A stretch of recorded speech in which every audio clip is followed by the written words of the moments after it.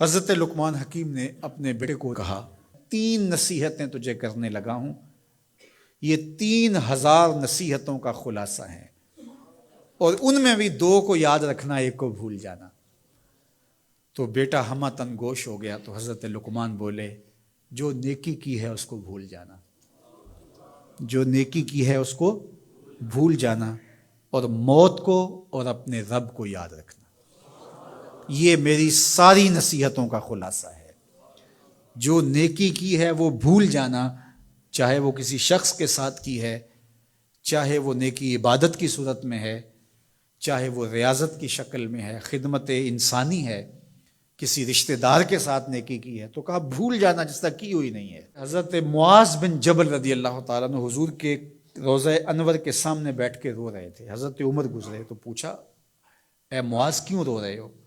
کہا صاحب مزار کا ایک فرمان یاد آیا جس نے رلا دیا۔ کہا وہ کیا فرمان ہے؟ کہا ایک دن حضور نے کہا تھا ادنا سی ریا بھی شرک ہے، تھوڑی سی ریاکاری بھی شرک ہے۔ اللہ صرف اس عمل کو قبول کرتا ہے جو محض اس کے لیے کیا جائے۔ تو نیکی خالص اللہ کے لیے کریں گے تو قابل قبول ہے۔ اللہ تعالیٰ غیرت والا ہے، وہ کسی اور کو اپنے ساتھ شریک ہونا پسند نہیں کرتا۔ تو جب بھی نیکی کرو، یہ سلس دین ہے، انما الاعمال بالنیات۔ اس حدیث کو علماء نے کہا ہے تیسرا حصہ دین کا اس میں ہے کہ اعمال کا دار و مدار نیتوں پہ ہے۔ نیت کا خالص ہونا شرط ہے، ورنہ محنت بھی کی، سجدے بھی کیے، خیراتیں بھی کی، سب کچھ کیا، لیکن نامہ اعمال میں 0 کو ہوگا۔ کیتی کتری پئی کھو محمد تے سکہ بنیا زردہ۔ تو ریاء سے بچنے کی تلقین کی گئی۔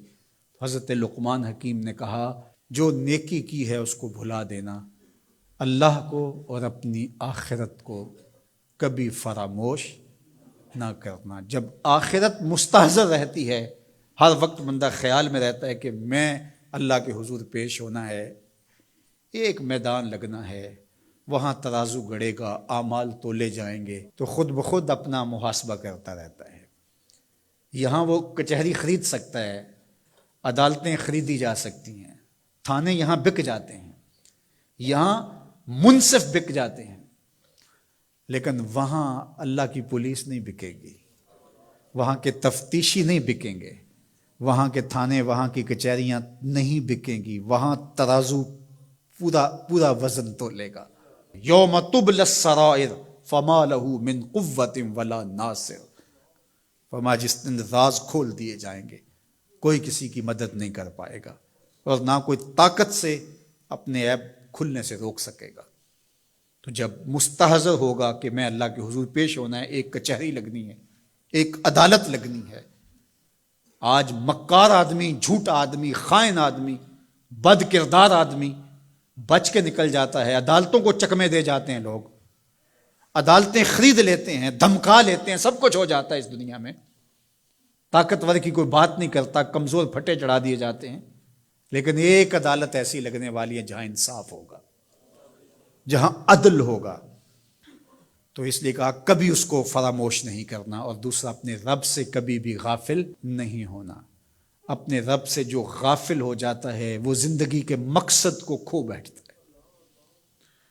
اور اسی کو رومی کہتے ہیں دنیا ہے یہ چیز، دنیا از خدا غافل بدن۔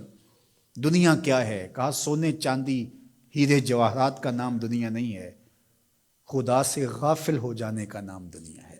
تو اس لیے اللہ کے ذکر سے، اس کی یاد سے، اس سے کبھی بھی غافل نہیں ہونا چاہیے۔ اور اگر کوئی اس سے غافل ہو گیا تو سن لو وَلَا تَكُونُوا كَالَّذِينَ نَسُوا اللَّهَ فَأَنسَاهُمْ أَنفُسَهُمْ اولئک هم الفاسقون۔ کہا ان لوگوں کی طرح نہ ہو جانا جو خدا سے غافل ہو گئے۔ تو جب وہ خدا سے غافل ہو گئے، اللہ نے انہیں ان کی ذاتوں سے بے خبر کر دیا۔ کسی نے کہا اقبال سے کہ تو نے خود ہی کا سبق کہاں سے لیا تھا؟ کہا قرآن کی اس آیت سے لیا تھا۔ اور یہ بات ذہن میں بٹھا لیں، اپنے لیے بھی اور اپنی اولادوں کی تباہ میں راسخ کریں جیسے بھی ہو سکے، کہ ایک چیز کو بھول جانا ہے، جو نیکی ہو گئی بھول گئے، اور اللہ کو بھی یاد رکھنا ہے اور آخرت کو بھی یاد رکھنا ہے۔ یہ چیز یاد رہ گئی تو سمجھ جاؤ خیر ہے، اور اگر یہ 2 چیزیں بھول گئیں اور جو بھولنے کی چیز ہے وہ یاد رہی تو سمجھو ہم نے اپنا سب کچھ لٹا دیا